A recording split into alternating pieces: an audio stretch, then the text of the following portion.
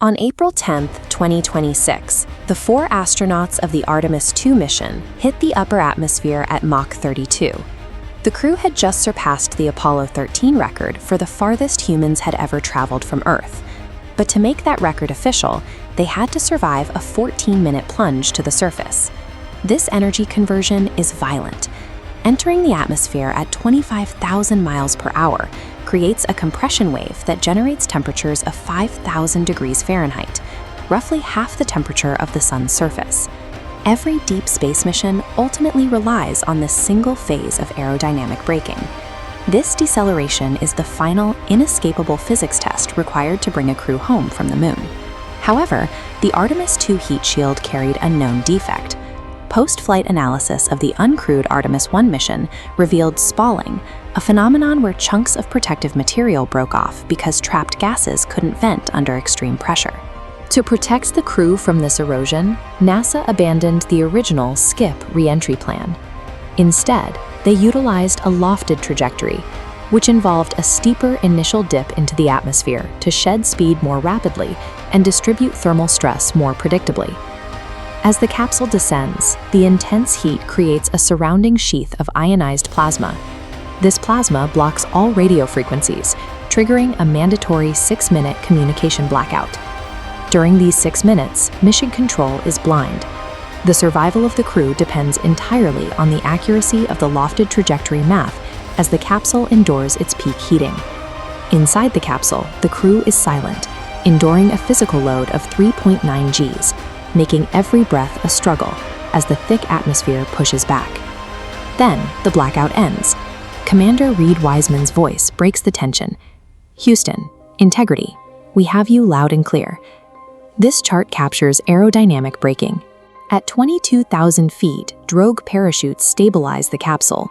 Then, 3 main parachutes bring the descent under control. The system performed a perfect bullseye, striking the Pacific Ocean at 20 miles per hour, less than a mile from the target. The high-speed descent was over. But for the recovery teams and the crew, transitioning to the water introduced a new set of life-threatening variables. As the capsule settles into the Pacific, the mission enters a phase defined by naval logistics and medical monitoring. Navy divers from EOD GRU-1 arrived at the scene in rigid-hull inflatable boats minutes after splashdown, working to stabilize the charred module in the open water. The primary concern now is thermal soakback. Even in the water, the heat shield remains thousands of degrees hot. If the hatch is opened too early, that residual heat can migrate through the hull, causing a lethal spike in the cabin's temperature. The crew was forced to wait for 2 hours inside the sealed, bobbing capsule. After 10 days in zero gravity, they had to endure the physical toll of the ocean's motion while flight controllers monitored the internal temperatures. The crew's endurance was tested by the suffocating reality of a sealed capsule bobbing in the sea. This was the final hurdle of their return. Once the spacecraft was declared thermally stable, the hatch opened. The 4 astronauts emerged into the Pacific air, assisted by Navy personnel as they adjusted to the sudden return of Earth's gravity. Navy MH-60S Seahawks began the extraction, winching each crew member into the air from an inflatable recovery raft. The helicopters made the short transit to the USS John P. Murtha, the primary recovery vessel positioned off the coast of San Diego. This naval handoff was the final confirmation NASA needed. Proving they can safely recover humans from a lunar return trajectory is the prerequisite for the Artemis III landing scheduled for 2028. As the helicopters touched down on the flight deck, they were immediately met by a team of NASA surgeons and Navy medical staff. 54 years after the last human lunar return, the operational success of this recovery provides the final proof of concept for the return to the moon. On the deck of the Murtha, the helicopter's rotors began to cycle down. A crew chief reached for the external handle of the cabin door. As the door begins to slide, the world is about to see the faces of the 4 people who just traveled further into the solar system than any human in history. The recovery is complete. Artemis II is home.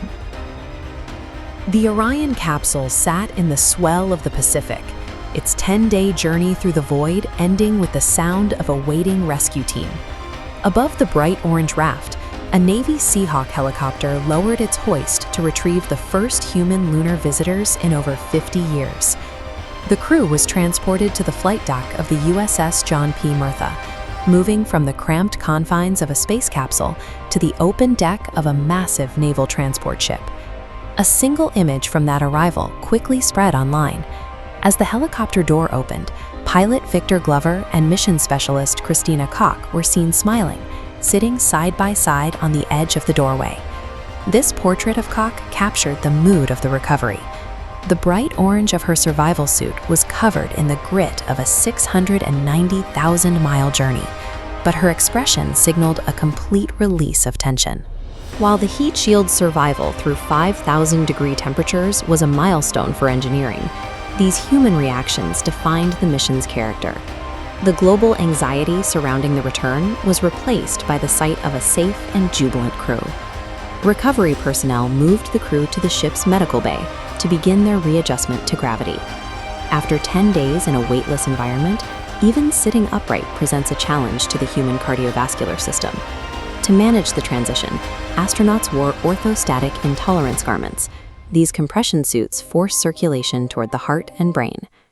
Before traveling, the crew performed functional tests, including simulated moonwalks and balance exercises, to monitor vestibular stabilization after deep space exposure.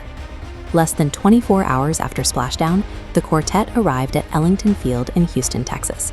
A crowd of NASA flight controllers and engineers gathered in the hangar to greet them. Amidst the formal speeches, the astronauts finally reunited with their families for the first time since their April 1st launch. Medical clearance and family reunions transformed a global news event into a private victory. The achievement moved from a series of record-setting orbital metrics to a collection of intimate, emotional milestones back on the ground. The ceremony was held on the 56th anniversary of Apollo 13's launch, connecting the legacy of that survival story with the success of Artemis. Commander Reed Wiseman addressed the crowd with visible emotion. He reflected on how being 200,000 miles from home clarified the fragile, special nature of life on Earth. Mission specialist Jeremy Hansen spoke about the joy train that carried the crew through their training. He described the astronauts not as individuals, but as a mirror reflecting the collective work of thousands of people back home. Christina Koch described the view of Earth from 200,000 miles away. It appeared as a tiny, undisturbed lifeboat hanging in a vast black void, a sight that changed how she viewed the people living on it. That vision reframed the mission's results. Beyond the lunar flyby data, the crew returned with an observation. Planet Earth, you are a crew. The scientific return was just as significant. They observed the lunar far side with the naked eye for the first time since 1972, documenting the cratered topography of its hidden face. The journey covered 694,481 miles, tracing a trajectory from Kennedy Space Center to the Moon and back. During the flyby, the spacecraft reached a maximum distance of 252,756 miles from Earth, formally surpassing the Apollo 13 record set in 1970. The mission served as a final stress test for the Orion hardware. By successfully managing the life support and navigation systems, the capsule proved it is ready for crewed deep space operations. With these systems validated, the path is clear for Artemis III.